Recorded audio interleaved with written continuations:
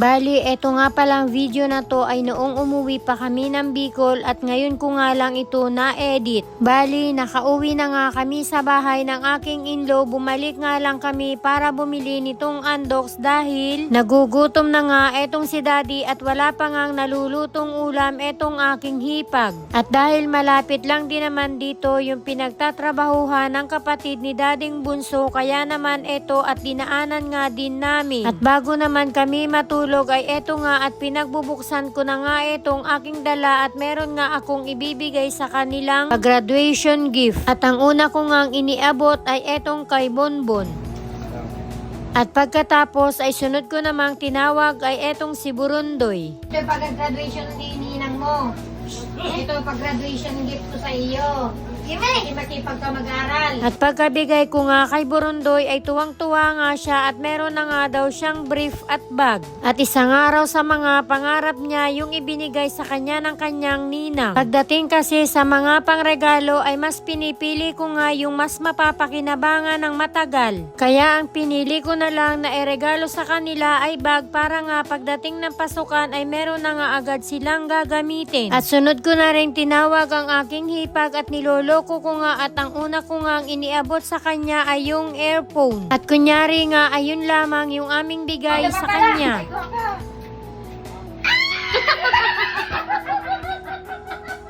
Wala naman laman. Ay, ka na kagad. Hindi ko pa pala nabubuksan. At dahil sumahod na nga tayo kay Facebook, kaya naman yung una ko ngang sahod ay ibinili ko nga ng cellphone para nga ibigay sa kanya. Dahil yung cellphone niyang ginagamit ay nasira na. Cellphone ko, nag-aalon-alon ng tao. Nahulog na kasi yun. Nasira na yung ano. Oh, thank you very much, Mami Mylin Vlog. Wow. Kaparaon ko sila. Ano daw?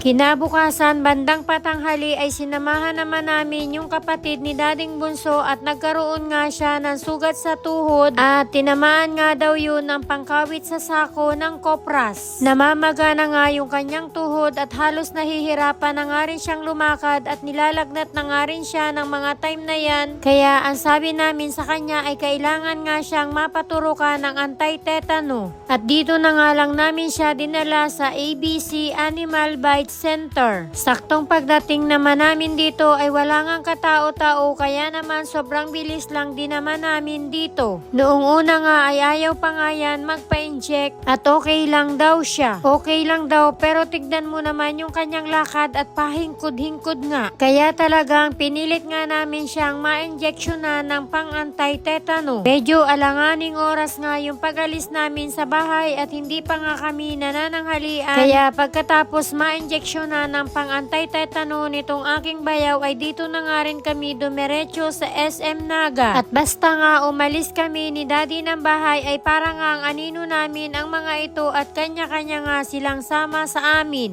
At hindi pa nga kami magkaintindihan dyan kung saan nga kami kakain dahil ang gusto nga ni daddy ay sa Mang Inasal at kami naman ni Ate Mayan ang gusto ay sa Chowking. At ang ini-order namin sa kanila ay Chinese Loriat at kami naman ay noodles at chowpan. Dahil pagutom nga ako, ang gusto ko nga ay merong mainit na sabaw. Isang araw na lang kami dito sa Bicol at uuwi na nga kami ng Maynila. At bago nga kami umuwi ng Maynila ay eto nga at ipinaayos na nga muna namin etong bubong ng aking in-law. Taon na rin kasi ang lumipas nang ipagawa namin ito kaya naman yung bubong ay medyo tumutulo na nga. Hindi naman lahat ay papalitan at meron nga lang siya parting tumutulo at 6 na yero nga yung papalitan. At eto na nga yung araw ng pag-uwi namin ng Maynila at dahil mamaya pa naman hapon ang aming biyahe kaya naman eto at nagluto nga muna ako ng kaldereta na uulamin namin para sa aming pananghalian. Dahil isa sa mga recipe ko ang kaldereta na gustong-gusto nga nila kapag nagluluto ako. At halos lahat ng aking iniluluto ay namimiss namimiss na nga daw nila, kaya naman ang sabi ko nga sa kanila kapag nakauwi ako ng Bicol ay babawi ako sa kanila. Habang isinasangkutsa ko naman yung kaldereta ay sunod ko naman ginawa ay etong tulingan. Inasinan ko lang muna at pagkatapos ay muli ko nga binalikan etong kaldereta. At pagkabukas ko nga ay medyo naiiga na nga siya, kaya naman naglagay na nga rin ako ng toyo at saka nitong tomato sauce. At hindi pa nga siya masyadong malambot, kaya naman naglagay nga din ako ng isang tabo ng tubig. Kaya habang pinapalambot ko pa nga yung kaldereta ay eto nga at muli ko namang binalikan etong tulingan para nga pisain at ibalot nga dito sa dahon ng saging.